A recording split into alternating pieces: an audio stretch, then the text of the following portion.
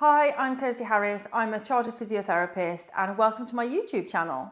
So every week I'm going to be sharing new videos which gives you a better understanding of knee pain, helps you recover with confidence and helps you get back to doing the things that you enjoy. So if that sounds like something you might be interested in, I'd love you to subscribe to the channel. But for now, let's have a look at this week's topic.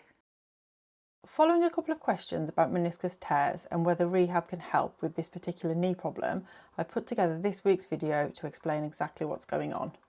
You might have been told you've got a meniscal tear or you're waiting on results from an MRI scan, and it's completely normal to feel confused about what that means and what happens next. In this video, I'm going to be explaining what the meniscus actually is and what it does, the different types of tears, why the location of the tear matters so much for healing, and why not every tear needs surgery. So let's get started. In this short video, I want to talk you through the meniscus, what it is, what it does, and what happens when it tears. If you've been told you've got a meniscal tear or you're waiting for results from an MRI scan, this is really common and there's often a lot of confusion about what it means and what to do next. We'll cover anatomy, the different types of tears, the symptoms you typically expect, why location matters so much when it comes to healing, and how rehab can make a real difference even when surgery isn't an option. Each knee has two menisci, the C-shaped pieces of cartilage that sit between your thigh bone, the femur, and your shin bone, the tibia. The medial meniscus sits on the inner side of the knee and the lateral meniscus on the outer side. They're wedge-shaped, they're thicker on the outer edge and much thinner on the inner edge, which gives your knee joint a cup-like shape for the femur to sit into. The meniscus has four really important jobs. First, shock absorption, cushioning the force that goes through your knee every time you walk, jog or jump. Second, load distribution, spreading your body weight evenly across the flat surface of the tibia. Third, stability, it physically deepens the joint and helps stop the knee slipping, twisting or giving way. And fourth, it helps to circulate the joint synovial fluid, which nourishes the cartilage and keeps movement smooth. When the meniscus tears, its structure changes, and that reduces its ability to do those four jobs properly. Tears are generally classified by their shape, their pattern, and their location within the meniscus, and this is usually what shows up on an MRI report. It's very common to have a tear show up on a scan, but that doesn't automatically tell you whether you need surgery, whether it'll heal on its own, or whether rehab is the right route for you. There's several tear patterns. A horizontal tear runs parallel to the flat surface, splitting the meniscus into a top and bottom layer. A longitudinal tear runs vertically from back to front.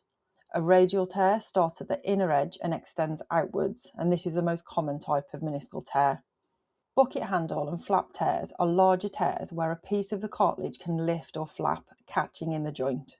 And degenerative tears are frayed, irregular tears, and they're linked to wear and tear.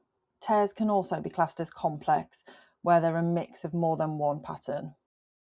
Broadly, tears fall into two groups. Acute tears come from an obvious incident, typically a twisting injury like studs being stuck in the ground during football, or a skiing injury, where the knee is slightly bent and twists. Degenerative tears happen gradually. The cartilage thins and becomes more brittle over time, so it takes less force to cause a tear. Often there's no clear incident at all. It's more a case of gradual wear finally catching up. Acute meniscal tears usually follow a clear twisting injury. You might remember a pop or clunk at the time. Swelling often builds within the first day or two, and it's common to find it hard to fully bend or fully straighten the knee. With bucket handle or flap tears in particular, you might notice a catching or locking sensation where the knee genuinely gets stuck because the flap of cartilage is physically interfering with the joint. Pain tends to be focused along the joint line on whichever side the tear has happened. Degenerative tears usually look quite different. There's often no obvious incident at all. Symptoms just build up gradually over time. You might notice an ache or stiffness that increases with activity and eases with rest, or swelling that comes and goes, particularly after doing more activity than usual. Catching or clicking can still happen, but it's generally less dramatic than the locking you see with acute tears. Overall, symptoms tend to fluctuate day to day, with a gradual trend of becoming a little more noticeable over time. Where a tear is located matters just as much as the type of tear. The meniscus has three zones. The outer third of the meniscus, the red zone, has a rich blood supply, so tears here have the best chance of healing, both naturally or with surgical repair. The middle zone, the red-white zone, has a moderate supply of blood, so healing potential varies depending on the type of tear and the wider joint environment. The inner third, the white zone, has little to no blood supply, so tears here rarely heal. They're usually managed conservatively, or if surgery is required, they're usually trimmed rather than repaired. Because degenerative tears typically sit in these red-white and white zones, that's exactly why they're usually managed without surgery. So how does this come together into an actual decision? Why does one person's meniscal tear lead to surgery, while another is told rehab is the best approach? Surgery tends to be considered when a tear is mechanically disrupting the joint, genuine locking, catching, or being unable to fully bend or straighten the knee because the meniscus itself is getting in the way. This is most often seen with bucket handle or flap tears, where the torn piece flaps up and blocks the joint. Even then, whether repair is realistic still depends on the zone. Enough blood supply and it can be stitched back down. In the white zone, where blood supply is poor, trimming or rehab instead of surgery is more likely. Tears without those locking symptoms, including most degenerative tears, are usually well suited to a rehab first approach from the start. No single factor will decide this on its own. It's the combination of the type of tear, the zone that the tear occurs in, and the actual symptoms that determines the right path for you. Even when the meniscus can't heal itself, rehab makes a real difference because we can train the structures around it to take on more of its workload.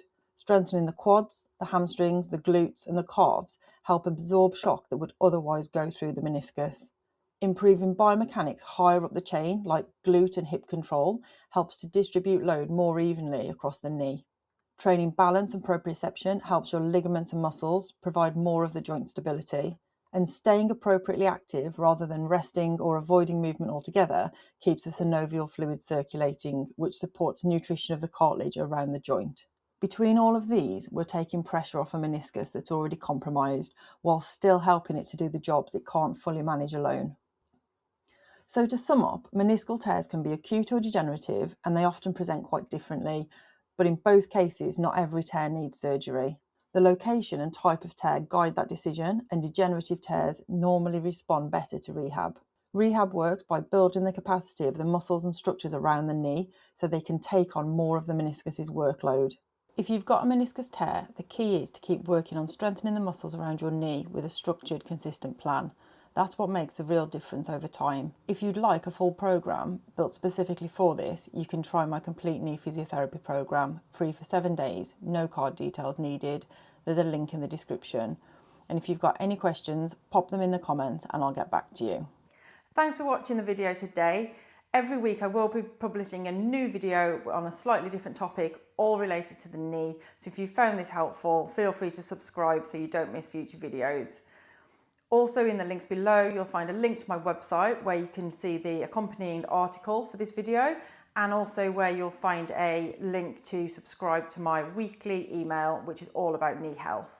So I hope you've enjoyed this session today, and I'll look forward to seeing you next week for the next topic.